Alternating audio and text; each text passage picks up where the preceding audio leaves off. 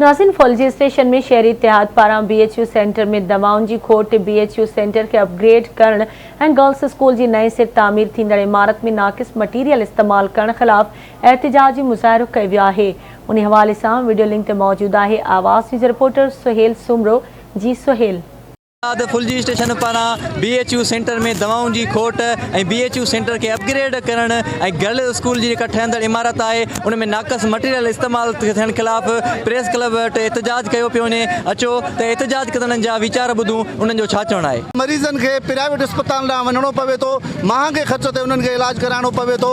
असां चऊं था त हिते जेका लखे रुपयनि जी जेका बजट मुक़ररु कयल आहे अस्पताल में उहा बि हड़प कई थी वञे ऐं उनजी फौरी तौर इंक्वायरी कराई वञे त जीअं दवाउनि जी खोट ख़त्म थी सघे। ॿियो त फुलजी गर्ल्स हाई स्कूल जेको करोड़ों रुपयनि सां हिन महिल उनजो तामीराती कमु जेको रिहेबिलिटेशन जो जेको मंज़ूर थियो आहे उन में बि नाक़स मटीरियल इस्तेमालु कयो पियो वञे। असीं मुतालबो कयूं था त फौरी तौर ते इन ख़िलाफ़ु इंक्वायरी मुक़ररु करे ऐं इन्हनि ठेकेदारनि ख़िलाफ़ु कानूनी कार्रवाई कई वञे। बजट मंज़ूर कया उन मां हुई हिन महिल जेको कमु हली रहियो आहे उहो नाक़स मटीरियल इस्तेमालु थी रहियो आहे। असां चऊं बाबा इन्हनि में जेके मासूम ॿारड़ा था पढ़नि इहो अहिड़ो कमु कयो वञे त जीअं अचण वारे जेको असां टेन्यूर में इहो ॿारनि खे कमु अची सघे। ऐं ॿियो जेको असांजो मेन जेको शहर जो मसइलो आहे उहो इहो मसइलो आहे त असांजो BHU सेंटर आहे फुलजीअ जो ऐं शहर जी जेका आबादी आहे 30 खां 40,000 जी आबादी आहे। उन आबादी जे हवाले सां हिते इस्पताल मुरागी 5 खां 6 कलाक हले थी ऐं उन 6 कलाकनि में बि जेको आहे हिते इस्पताल में डॉक्टर मौजूदु कोन्हे को। फुलजी शहर के अंदर जेके असांजा बुनियादी मसला आहिनि हूँ त खोड़ सारा असांजा बुनियादी मसला आहिनि, पर हुन जेको मेन आहे हिकिड़ो सिहत ऐं तालीम।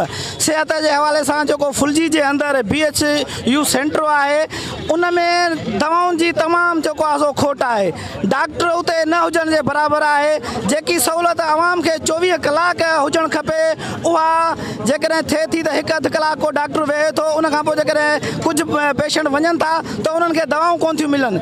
असीं चऊं था त इन शइ जो वाधारो करे ऐं इन खे जेको आहे सो फुल दवाऊं ऐं इन में डॉक्टर जेको आहे 24 कलाक विहारियो वञे। एहतिजाज कंदड़नि जूं ॻाल्हियूं ॿुधियूं। एहतिजाज कंदड़नि जो इहो मुतालबो आहे त फुलजी शहर में BHU सेंटर में जेके दवाउनि जी खोट आहे उहा दवाउनि जी खोट ख़त्म कई वञे ऐं उनखे अपग्रेड करे 24 कलाक कयो वञे ऐं डॉक्टर 5 जी जेका ड्यूटी आहे उते हिकिड़ो डॉक्टर बि नथो अचे, उते डॉक्टर जी ड्यूटी लॻाई वञे। ऐं जेको गर्ल्स स्कूल जी इमारत जेके में नाक़स मटीरियल इस्तेमालु थी रहियो आहे उन नोटिस वरितो वञे। कैमरामैन वसीम पवन सां गॾु सुहेल सुमरो, आवाज़ TV न्यूज़, फुलजी स्टेशन।